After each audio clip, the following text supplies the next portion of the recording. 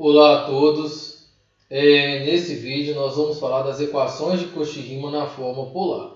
É um teorema análogo ao teorema para a forma retangular, ou forma algébrica, só que a parte real e a parte imaginária da função estão definidas em termos de r e θ. O teorema diz o seguinte: seja f igual a u de rθ mais iv de rθ. Se u e v são contínuos e têm derivadas parciais de primeira ordem contínuas num ponto z igual a rθ e...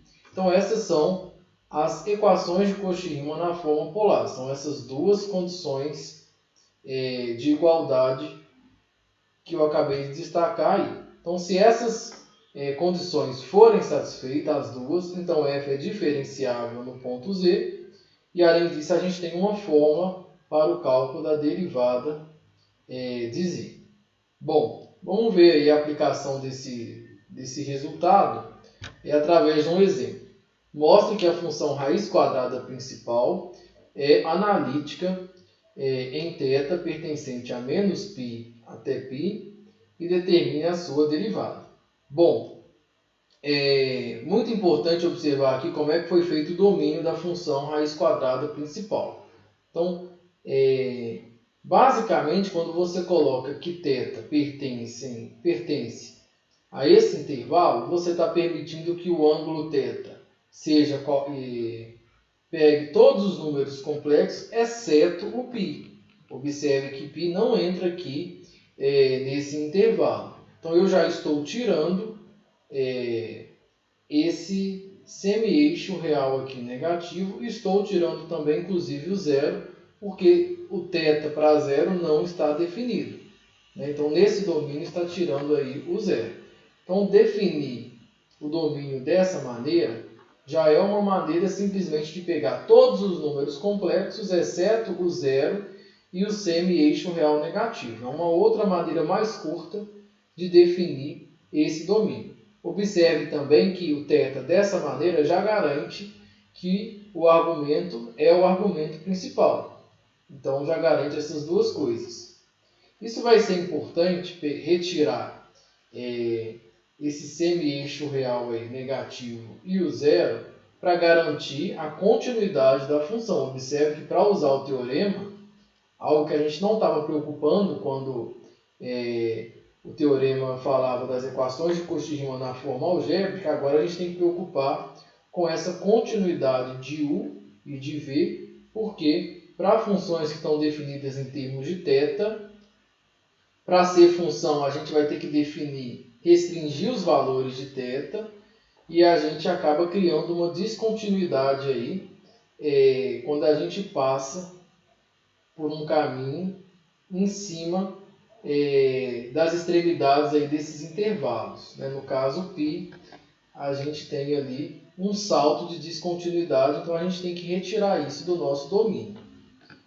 Bom, tirando essa observação, basicamente é calcular as derivadas parciais e verificar as igualdades lá, que são as equações de Cauchy-Riemann na forma polar. Bom, a função raiz quadrada principal ela é definida da seguinte maneira: é a raiz quadrada do raio, que é o módulo do número complexo, cosseno do argumento principal sobre 2, mais i seno do argumento principal sobre 2. Bom, vou usar a propriedade distributiva, e aí a gente tem qual é a parte real e a parte imaginária em termos de r e θ. Então, a minha função u de r θ é essa, e a minha função v de r θ é essa.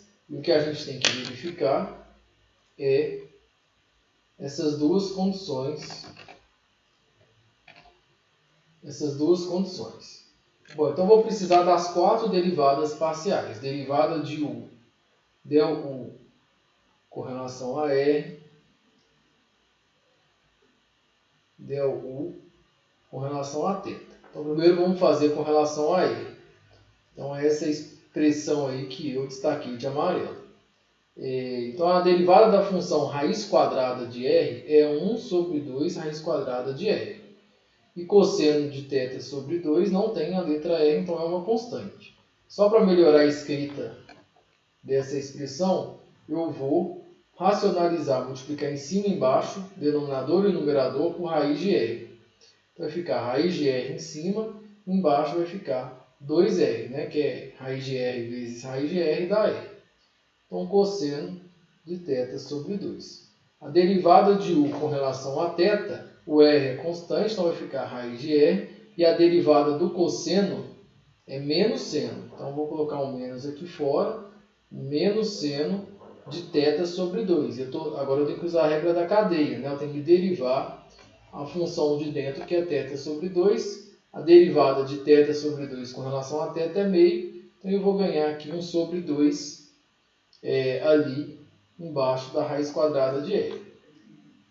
Bom, falta ainda duas derivadas parciais, com as derivadas de V com relação a R e a derivada de V com relação a θ. Isso é muito parecido. Ó. Derivada de V com relação a R. Aí tem a raiz quadrada de novo. Eu vou escrever ela já na forma racionalizada. Vai ficar raiz de R sobre 2R. E seno de θ sobre 2 não inclui a letra R, é uma constante. Agora, a derivada de V com relação a θ, o raiz de R é uma constante. A derivada do seno é igual a cosseno. Então, fica cosseno de θ sobre 2 vezes a derivada da função de dentro, que é θ sobre 2. E a derivada de θ sobre 2 com relação a θ é igual a meio. Então, aí eu calculei as 4 derivadas parciais possíveis, né? Que estão envolvidas aí nas equações de Cauchy-Riemann. Então, eu vou agora verificar essas duas igualdades. Vamos verificar a primeira condição, que é essa que eu destaquei aí, de verde. Então, o del R é só copiar, né? É raiz de R sobre 2R cosseno de θ sobre 2. Eu vou verificar, então nem vou escrever igual, porque eu não sei se é igual ainda.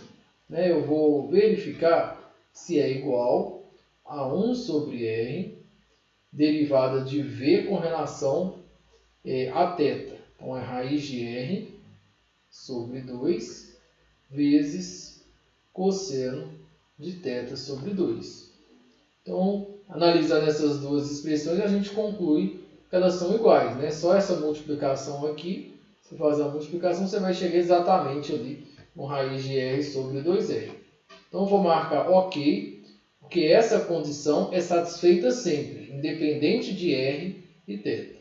Agora, a segunda condição, que é essa que eu destaquei de vermelho, vamos verificar ela também. Derivada de V com relação a R é igual a raiz de R sobre 2R seno de θ sobre 2. Eu vou verificar se isso é igual a menos 1 sobre R vezes a derivada de U com relação a θ, que é igual a menos raiz de R sobre 2 seno de θ sobre 2. Bom, então, quando eu for verificar aqui, nessa multiplicação vai dar menos com menos, vai ficar exatamente raiz de R sobre 2R. Então, o lado esquerdo é igual ao lado direito para todo R θ, ok, nessa condição. E a conclusão é que F é diferenciável em todo o domínio, porque as equações de Cauchy-Riemann são feitas para todo R θ pertencente ao domínio. Então, F é diferenciável em todo o domínio. O domínio lá é θ pertencente a esse intervalo.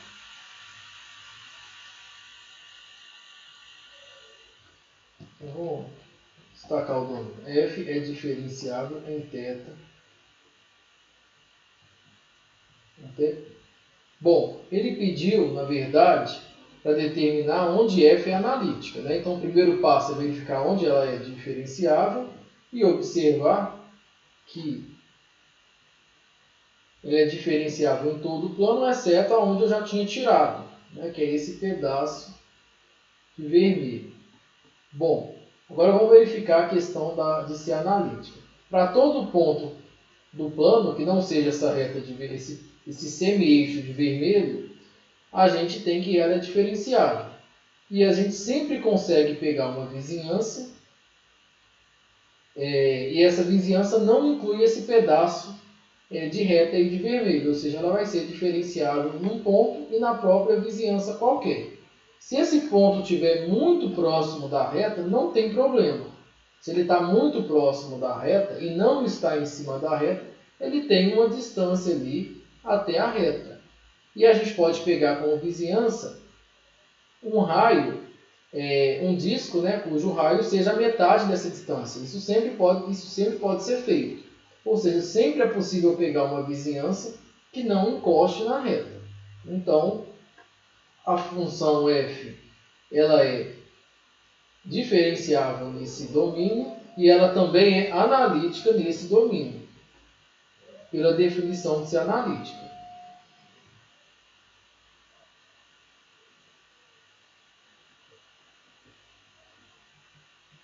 Bom, e o exercício também pediu para a gente calcular a derivada dessa função. Então, nós vamos utilizar lá a fórmula que está no enunciado aí do teorema, que é essa daqui. Bom, então, basta a gente substituir. A derivada da função raiz quadrada principal é elevada a menos iθ.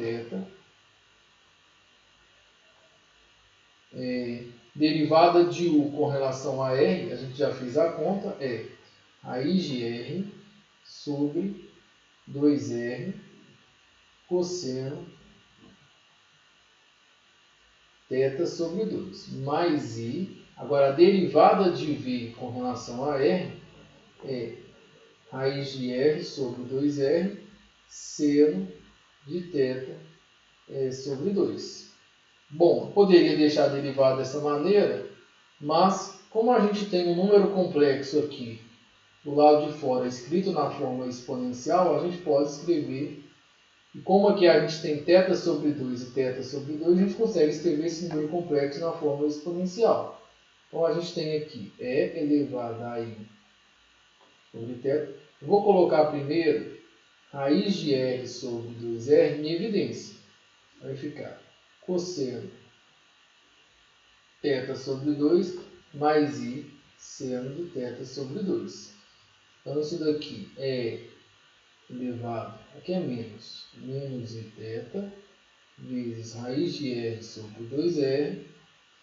E aqui a gente tem e elevado a i θ sobre 2, que é essa expressão aqui que eu destaquei aí de preto. Bom, então isso daqui é um número complexo, raiz de r sobre 2r, e aí vale a propriedade de mantém o e na base e soma esses expoentes. Na hora que a gente somar vai ficar e elevado a i, então eu tenho que somar menos θ mais θ sobre 2. Menos θ mais θ sobre 2 dá menos θ sobre 2. Tá? Menos θ sobre 2. Então tá aí. Essa é a derivada da função raiz quadrada principal. De uma maneira bem simples, né? Esse é o módulo. Já está na forma exponencial. E este é o argumento, em que θ é o argumento principal do número complexo.